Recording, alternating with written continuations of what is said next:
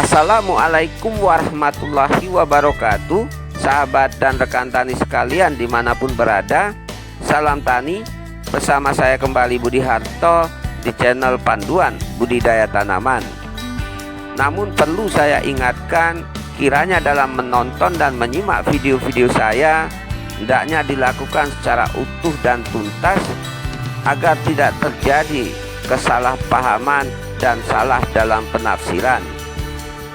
Dan jangan lupa pula untuk selalu dukung channel ini dengan cara klik tombol like, subscribe, serta tanda lonceng agar sahabat dan rekan tani bisa selalu menyimak dan mendapatkan pemberitahuan tentang video-video terbaru dari saya yang insya Allah bisa memberikan manfaat peningkatan wawasan dan pemahaman dalam hal teknis berbudidaya tanaman.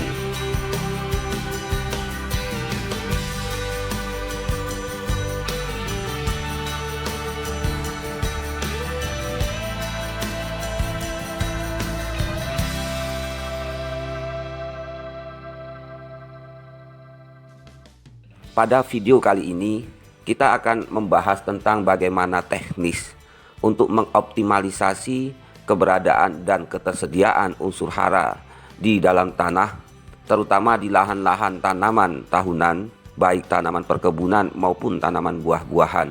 Perlu dipahami bahwa pada umumnya lahan-lahan yang digunakan untuk komoditi tanaman tahunan merupakan lahan yang amat subur dengan kandungan unsur hara yang selalu tersedia dari hasil pelapukan bahan organik maupun pelapukan batuan mineral yang berjalan secara lambat dan berkesinambungan.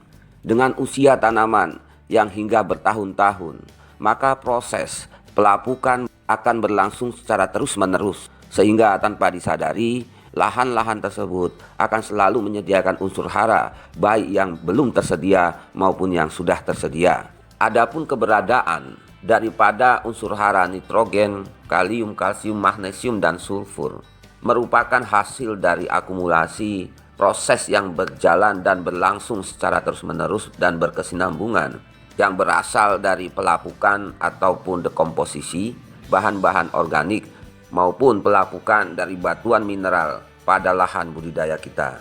Kemudian keberadaan dari unsur hara fosfat secara umum berasal dari penambahan yang kita lakukan dengan teknis pemupukan, namun faktor keberadaannya yang paling utama dan paling besar menyumbang ketersediaan unsur hara fosfat adalah yang secara alami berasal dari pelapukan batuan induk penyusun tanah ataupun batuan mineral.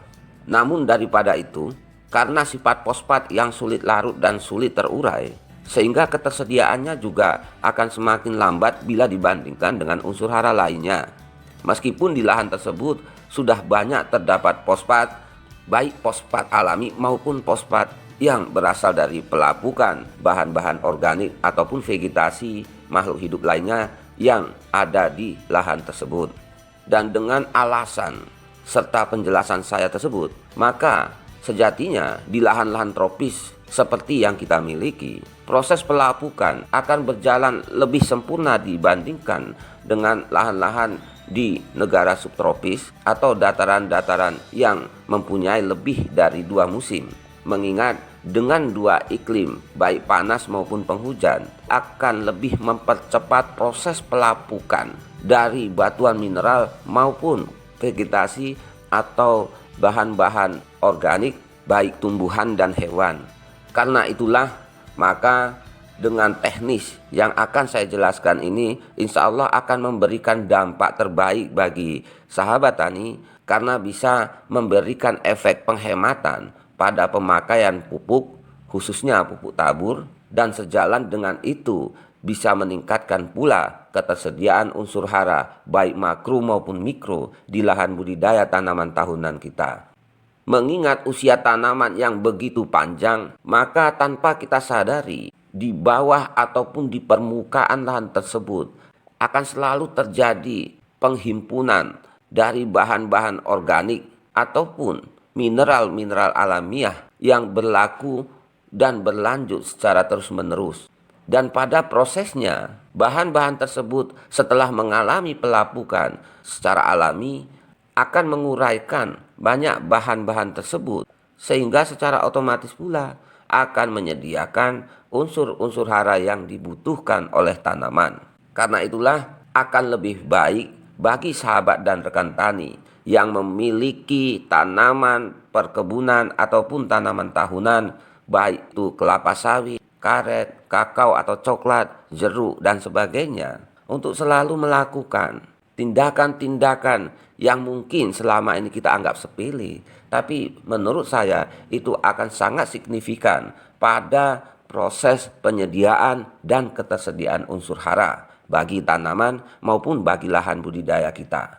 Yang paling mendasar daripada itu adalah bagaimana kita bisa melakukan teknis percepatan penguraian dan ketersediaan unsur hara yang sudah ada di lahan budidaya kita, sehingga akan lebih cepat tersedia dan terserap untuk tanaman. Maka dari itu, saya lebih cenderung menyarankan sahabat dan rekan tani secara rutin dan secara berkala melakukan aktivitas perlakuan terhadap lahan budidaya kita, khususnya di seputaran titik tanaman dengan radius antara 0,5 sampai 1,5 meter dari pangkal batang di mana tanaman itu bertumbuh. Karena itu nanti sahabat dan rekan tani bisa melakukan aplikasi pada radius 0,5 sampai 1,5 meter dari pangkal batang tanaman tahunan tersebut dengan menggunakan larutan FNS dosis 150 sampai 200 ml ditambahkan dengan saka andalan dosis 75 sampai 100 ml dan Protextar dosis 25 sampai 30 ml per tangki 16 liter yang bisa kita aplikasikan pada tanaman tahunan dengan rata-rata aplikasi antara 200 sampai 200 ml atau setara dengan ukuran 1 gelas air mineral. Apabila ini dilakukan secara rutin dan berkala dengan interval minimal 4 sampai 6 minggu sekali, maka proses penguraian, pelarutan, dan ketersediaan unsur hara di lahan budidaya tanaman tahunan kita tersebut akan berlangsung lebih cepat dan lebih berkesinambungan. Karena itulah sahabat dan rekan tani sekalian, saya berharap dengan ulasan dan penjelasan saya tersebut, insya Allah secara estimasi bisa memberikan efek penghematan terhadap penggunaan pupuk tabur hingga mencapai 50-60%.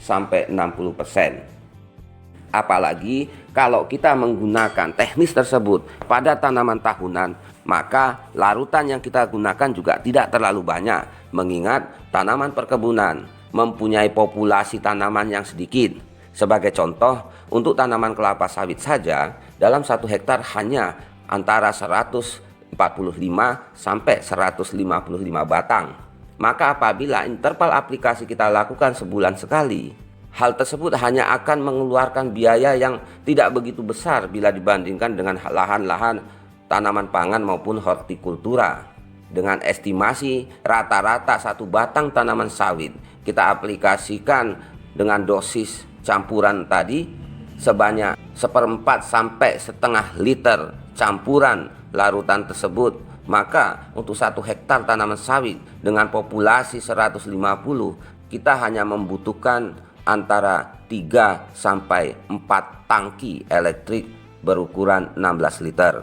Jadi sahabat dan rekan tani, demikianlah, semoga dengan pemaparan ini bisa memberikan manfaat terbaik bagi sahabat dan rekan tani, khususnya bagi yang mempunyai dan membudidayakan tanaman tahunan, baik itu tanaman buah-buahan maupun tanaman perkebunan. Saya Budi Harto dari Stabat Langkat, Sumatera Utara.